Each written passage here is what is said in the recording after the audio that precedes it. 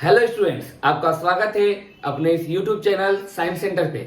आज हम लोग का टॉपिक रहने वाला है क्वाड्रेटिक इक्वेशन। ये क्लास 10 का काफी इंपॉर्टेंट चैप्टर है, इसलिए क्वाड्रेटिक इक्वेशन क्या होता है इसके बारे में डिटेल में आपको मैं आज की क्लास में बताऊंगा।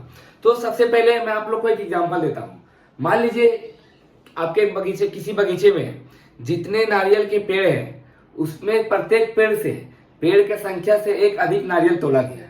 ठीक है, मान लीजिए हम लोग मान लेंगे कि अगर नारियल का पेड़ 10 हुआ हम लोग का, ठीक है, नारियल का पेड़ अगर 10 है तो क्या बोला गया है, बोल रहे हैं आपको कि प्रत्येक पेड़ में से एक नारियल अधिक तोड़ा गया जितना पेड़ का संख्या है। तो पेड़ का संख्या 10 है, मतलब कि हर एक पेड़ का संख्या से एक अधिक नारियल तोड़ा जाएगा, मतलब कि 11 नारियल हम लोग का तोड़ा जाएगा। ठीक है, ये तो मैं आप लोग को, चलिए वैल्यू आप लोग को बता देता हूँ। मान लीजिए आपको वैल्यू पता नहीं है, वैल्यू आप लोग को पता नहीं है, तो क्या करेंगे हम लोग मानेंगे कि माना नारियल के पेड़ की संख्या, माना नारियल के पेड़ की संख्या x हम लोग मानेंगे।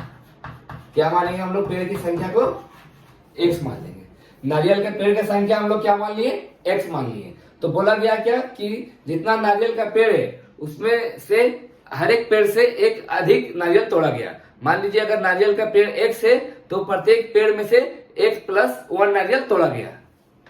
तो इसलिए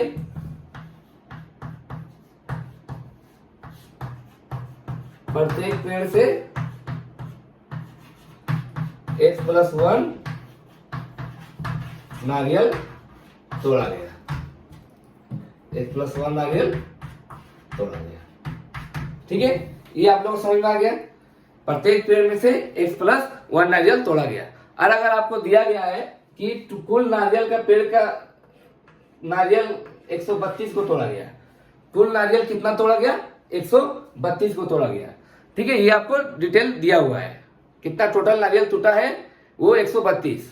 तो हम लोग मान लिए पेड़ का संख्या 1 से, तो प्रत्येक पेड़ में से कितना नारियल तोड़ा गया है, x प्लस 1। ठीक है, मान लीजिए अगर 10 पेड़ में से हर एक पेड़ से 11 नारियल तोड़ा जाएगा, ठीक है, तो कुल नारियल कितना टूटेगा, 10 गुना करेंगे हम लोग 11 से। तो यहाँ पे इसलिए कुल नारियल क्या हो जाएगा हम लोग को, x इंटू एक्स प्लस 1, क्योंकि अगर 10 पेड़ है और प्रत्येक पेड़ से 11 नारियल आप तोड़ रहे हैं तो नारियल कितना कुल टूटेगा, 10 गुना 11 करेंगे हम लोग, तो हम लोग को 110 आएगा। तो यहाँ पे हम लोग को कुल नारियल का संख्या कितना दिया गया है, 132। मतलब हम लोग बोल सकते हैं कि x इंटू एक्स प्लस 1 किसके बराबर होगा, 132 के बराबर होगा, लिख सकते हैं। इसलिए हम लोग क्या, x into x plus 1 equals to 132, ये हम लोग इक्वेशन आया हम लोग का। x into x plus 1 equals to 132, ये हम लोग को इक्वेशन मिला। अब अगर हम लोग इसको गुना करेंगे, x को x से गुना करेंगे तो क्या आएगा, एक्स स्क्वायर प्लस x को 1 से करेंगे तो x, यह इसको 132 है, इसको हम लोग लेफ्ट हैंड साइड लाएंगे राइट हैंड साइड से, तो हम लोग को ये माइनस 132 आ जाएगा इक्वल्स टू 0। यहाँ पे हम लोग को एक समीकरण मिल गया, यहाँ हम लोग को क्या मिला, एक समीकरण मिला। यहाँ पे आप लोग ध्यान दीजिए, x का जो पावर हम लोग का यहाँ पे है वो 2 है, एक्स स्क्वायर हम लोग को मिला इस समीकरण से। तो इसी समीकरण को हम लोग बोलते हैं क्वाड्रेटिक इक्वेशन, या फिर हम लोग उसको हिंदी में द्विघात समीकरण बोलेंगे। तो उम्मीद करता हूं कि आप लोग को क्वाड्रेटिक इक्वेशन क्या होता है वो पता चल गया होगा। X square plus x minus 132 equal to 0, इसको हम लोग बोलेंगे क्वाड्रेटिक इक्वेशन। ठीक है, द्विघात समीकरण बोलते हैं इसको हम लोग। अब देखिए, ये तो हम लोग को इक्वेशन मिला, तो इसको हम लोग जनरलाइज फॉर्म में लिख सकते हैं। एक्स स्क्वायर के आगे में कोई भी डिजिट नहीं है, ठीक है, तो मतलब 1 हम लोग मान सकते हैं। यहाँ पे एक्स के आगे में कोई, यहाँ भी 1 मान सकते हैं। और ये जो 132 आया हम लोग का, ये हम लोग को एक कांस्टेंट है, मतलब फिक्स वैल्यू रहेगा।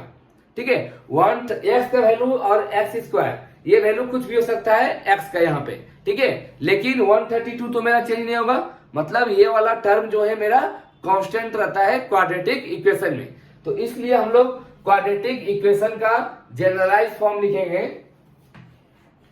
ए X square plus B X plus C equals to 0। ये हम लोग का हो गया क्वाड्रेटिक इक्वेशन का जनरलाइज फॉर्म, मतलब सामान्य रूप बोल सकते हैं हम लोग। इस तरह का हम लोग का क्वाड्रेटिक इक्वेशन रहता है। यहाँ कंडीशन सिर्फ क्या रहेगा, ए शुड नॉट इक्वल टू 0, ए का वैल्यू 0 नहीं होना चाहिए। ए बी सी क्या है, ये कांस्टेंट है, कोई भी वैल्यू हो सकता है, 2 1 3 कोई भी डिजिट हो सकता है, कोई भी इंटीजर या फ्रैक्शन हम लोग का यहाँ पे एबीसी का वैल्यू हो सकता है, ठीक है। लेकिन कंडीशन यहाँ ये भी रहेगा कि ए का वैल्यू हम लोग का 0 नहीं होना चाहिए। ए अगर 0 हो गया तो एक्स स्क्वायर वाला टर्म को हम लोग को 0 कर देगा, मतलब हम लोग का ये क्वाड्रेटिक इक्वेशन नहीं रह जाएगा, ठीक है। इसलिए इस इक्वेशन में आप लोग हमेशा याद रखिएगा कि ए का वैल्यू 0 नहीं होना चाहिए। ये हम लोग का जनरलाइज फॉर्म हो गया क्वाड्रेटिक इक्वेशन का। अब आता है नेक्स्ट हम लोग का कि क्वाड्रेटिक इक्वेशन को हम लोग किस तरह से सॉल्व कर सकते हैं।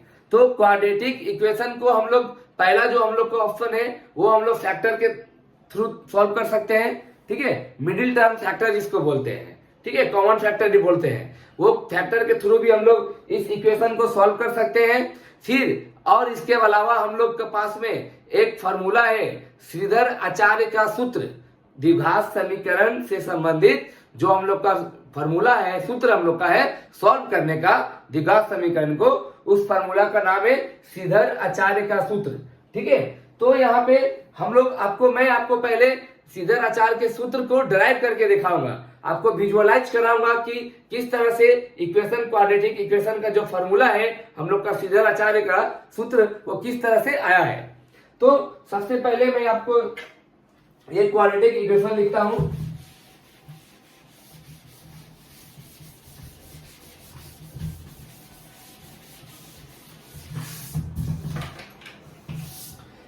क्या हम लोग का है, A X square plus B X plus C equal to 0।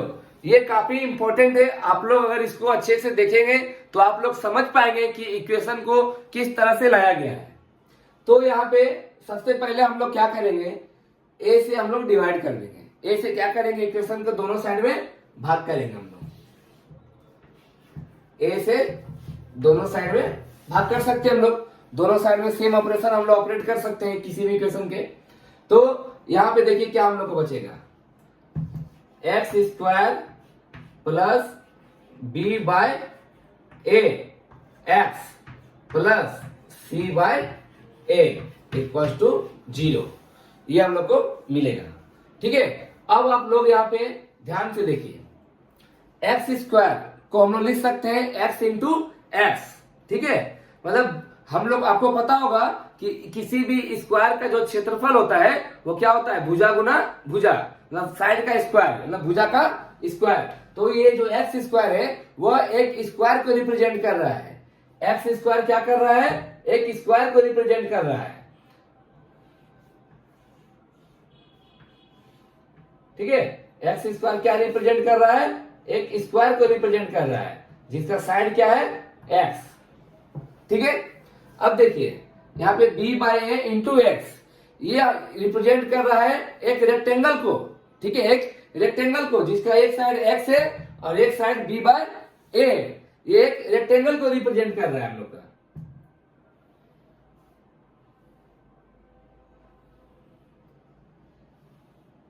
जिसका एक साइड x है और एक साइड b बाय ए है, b बाय ए हम लोग का है। इसको हम लोग इस साइड में ले आएंगे, ठीक है।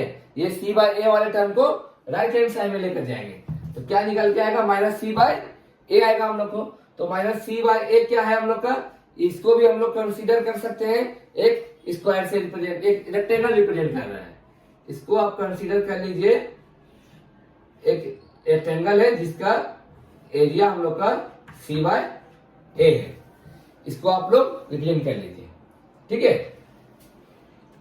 तो यहां तक उम्मीद करता हूं आप लोग कोई प्रॉब्लम नहीं होना चाहिए। एक्स स्क्वायर क्या हमारा रिप्रेजेंट कर रहा है, एक स्क्वायर को रिप्रेजेंट कर रहा है जिसका प्रत्येक भुजा का लंबाई एक्स है, ठीक है। और ये वाला जो है b बाय ए इंटू एक्स वाला टर्म, ये एक रेक्टेंगल को रिप्रेजेंट कर रहा है। रेक्टेंगल का एरिया क्या होता है, क्षेत्रफल लंबाई गुना चौड़ाई होता है, ठीक है। तो ये हम लोग को एक रेक्टेंगल को रिप्रेजेंट कर रहा है। और ये वाला एक सी बाय ए वाला टर्म भी एक रेक्टेंगल को रिप्रेजेंट कर रहा है। अब देखिए यहाँ पे हम लोग इसको कंप्लीट स्क्वायर करेंगे, ठीक है।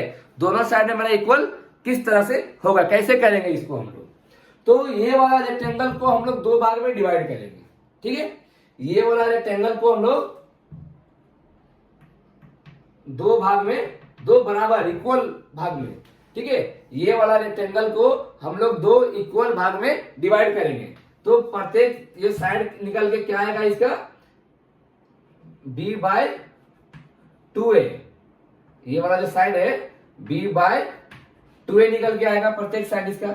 ये वाला दोनों बराबर b बाय 2a। कैसे आया, तो b बाय a को 2 से डिवाइड कीजिए, तो b बाय 2a दो इक्वल भाग में हम लोग को डिवाइड किए। ये वाला साइड लेकिन इसका x ही रहेगा, चेंज नहीं होगा, क्योंकि हम लोग इस तरह से डिवाइड किए, वर्टिकली डिवाइड किए हैं। अब क्या करेंगे हम लोग, ये दो जो रेक्टेंगल मिला, यहाँ पे हम लोग को दो रेक्टेंगल हो गया, जिसका एक साइड x और एक साइड क्या है b बाय 2a है। इसको हम लोग ये वाला में ऐड करेंगे। कैसे ऐड करेंगे आप लोग ध्यान से देखिएगा। ये मानिए कि हम लोग का स्क्वायर है, ये वाला क्या हम लोग का है, स्क्वायर है। एक भाग को हम लोग यहां ऐड करेंगे, ठीक है। एक भाग को यहां ऐड किए और एक भाग को यहां ऐड कर दिए। यहां तक कोई दिक्कत नहीं होना चाहिए आप लोग को समझने में, ठीक है। अब देखिए ये वाला भाग क्या है हम लोग का, b बाय 2a। ये वाला क्या है, b बाय 2a। मतलब कि यहां भी एक स्क्वायर बन रहा है जिसका हम लोग को एरिया नहीं पता है, ठीक है। ये वाला तो हम लोग ऐड किए ही, यहाँ पे भी लेकिन हम लोग का एक स्क्वायर बन रहा है, इसका एरिया हम लोग को नहीं पता है, ठीक है। तो इसका एरिया क्या हो जाएगा आप लोग सोचिए। एक साइड क्या है b बाय 2a, ये वाला साइड क्या है b बाय 2a है, ठीक है। तो इसका एरिया क्या हो जाएगा बोलिए, b स्क्वायर बाय 4a स्क्वायर, मतलब b बाय 2a का होल स्क्वायर होगा, तो b स्क्वायर बाय 4a स्क्वायर हो जाएगा एरिया। मतलब ये वाला एरिया क्या हो जाएगा हम लोग का, इस स्क्वायर का एरिया b स्क्वायर बाय 4a स्क्वायर। ये हम लोग का छोटा वाला जो स्क्वायर यहाँ पे है, देखिए ये हम लोग का स्क्वायर था, इसको यहाँ लाए, ये रेक्टेंगल जो दो भाग में तोड़े, एक को यहाँ रखे, एक यहाँ ऐड किए, तो यहाँ पे हम लोग को स्पेस बच गया। ये कंप्लीट स्क्वायर नहीं हुआ था मेरा, तो इसको हम लोग स्क्वायर कंप्लीट किए, तो इसका एरिया क्या होगा, b बाय 2a का होल स्क्वायर, तो b स्क्वायर बाय 4a स्क्वायर आ गया। तो यहाँ पे हम लोग क्या ऐड किए हैं, यहाँ पे b बाय 2a स्क्वायर। तो यहाँ पे भी हम लोग क्या करेंगे, इसको कंप्लीट करने के लिए एरिया ऐड करेंगे। अगर यहाँ पे अगर देखिए किसी भी इक्वेशन के किसी भी साइड में अगर हम लोग कोई भी ऑपरेशन कर रहे हैं किसी भी इक्वेशन के, तो हम लोग को ऑपरेशन दोनों साइड करना चाहिए, ठीक है। तो यहाँ पे हम लोग एक एरिया ऐड किए हैं b स्क्वायर बाय 4a स्क्वायर, तो यहाँ पे भी एक ऐड किए हम लोग राइट हैंड साइड में भी, इसका भी एरिया b स्क्वायर बाय 4a स्क्वायर हम लोग का है, ठीक है। यहाँ तक कोई दिक्कत नहीं होना चाहिए। अब देखिए मैं ऊपर वाला थोड़ा सा मिटा रहा हूं आप लोग को,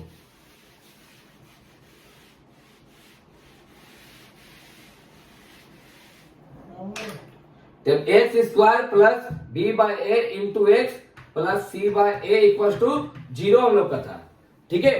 तो यहाँ पे हम लोग क्या किए, ऐड किए दोनों साइड में b square by 4a square, square को कंप्लीट करने के लिए दोनों साइड को इक्वल। तो हम लोग यहाँ पे लिख सकते हैं X square plus B by A X, ठीक है, plus B square by 4a square equals to, यहाँ पे हम लोग क्या था, इस साइड किए थे तो माइनस सी बाय ए मिला था हम लोग को, तो इस साइड भी क्या ऐड किए हम लोग, B square by 4a square minus C by A. ये B square by 4a square, ये छोटा वाला जो स्क्वायर ऐड किए हम लोग, ये वाला एरिया है। अगर लेफ्ट हैंड साइड में ऐड कर रहे हैं तो हम लोग को राइट हैंड साइड में भी ऐड करना पड़ेगा, ठीक है। यहां से आप लोग को विजुअलाइज हो रहा होगा कि किस तरह से इसका सीधे आचार का जो सूत्र है, किस तरह से फॉर्मूला हम लोग को मिला है। अब देखिए इसको हम लोग सॉल्व करेंगे। जिनको कोई डाउट लग रहा है वो थोड़ा सा वीडियो रिवर्स पीछे करें, पीछे करके फिर से देखिए, आपको क्लियर हो जाएगा। तो यहाँ पे हम लोग को क्या बचेगा, देखिए X square plus B by A into X. ठीक है, यहाँ पे ये हम लोग को बचा है। यहाँ पे इसको मैं थोड़ा सा सॉल्व कर देता हूँ, आप लोगों को दिखा दे रहा हूँ तो ज्यादा बेटर रहेगा।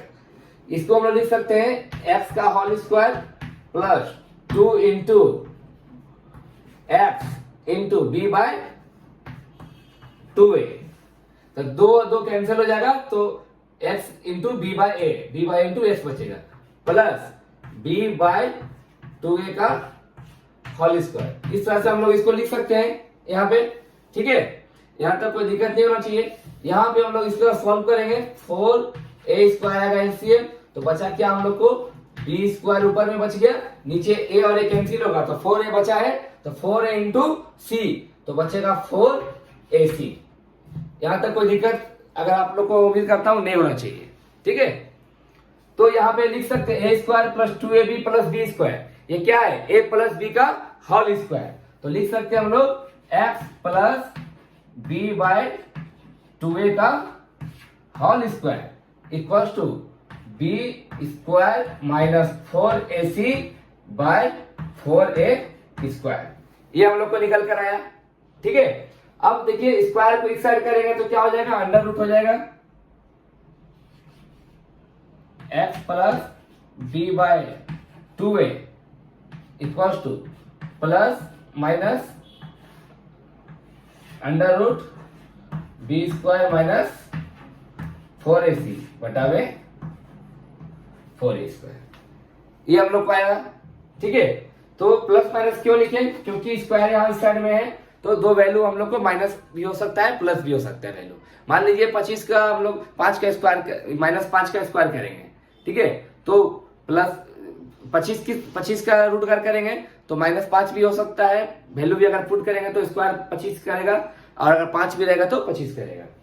अब यहाँ पे हम लोग को x का दो वैल्यू मिलेगा, x का कितना वैल्यू मिलेगा, हम लोग को दो वैल्यू मिल जाएगा। क्या क्या होगा देखते हैं। ठीक है, तो हम लोग लिख सकते हैं x इक्वल्स टू, ये वाला जो टर्म है ये कांस्टेंट टर्म है, इसको हम लोग राइट हैंड साइड में भेजते हैं, minus b by 2a plus minus b square minus 4ac by 4a square. ये हम लोग को मिला। अब देखिए 4a स्क्वायर का बाहर आएगा तो क्या बच जाएगा हम लोग का, 2a बचेगा। ठीक है, क्या बच जाएगा हम लोग का, 2a बचेगा।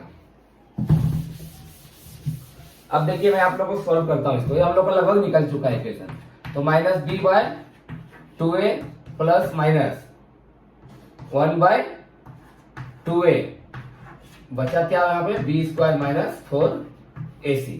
अब इसको हम लोग को x का वैल्यू 2 होगा लिखेंगे। देखिए पहले क्या करेंगे, 2a हम लोग का एलसीएम हो गया, तो बचा क्या हम लोग का, यहाँ पे देखिए ध्यान दीजिएगा आप लोग, यहाँ बचा क्या, माइनस b। सबसे पहले हम लोग प्लस वाला वैल्यू को लेते हैं, तो क्या लिखेंगे, plus B square minus 4ac। ये एक वैल्यू मिला हम लोग को। ठीक है, और दूसरा वैल्यू क्या मिलेगा, माइनस बी, ये वाला रहेगा।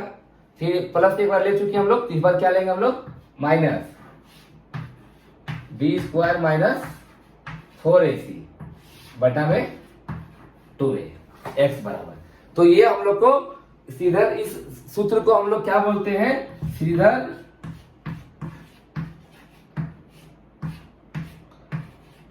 आचार्य का सूत्र, आचार्य का सूत्र। इस इक्वेशन, इस फार्मूला को हम लोग बोलते हैं सीधर आचार्य का सूत्र।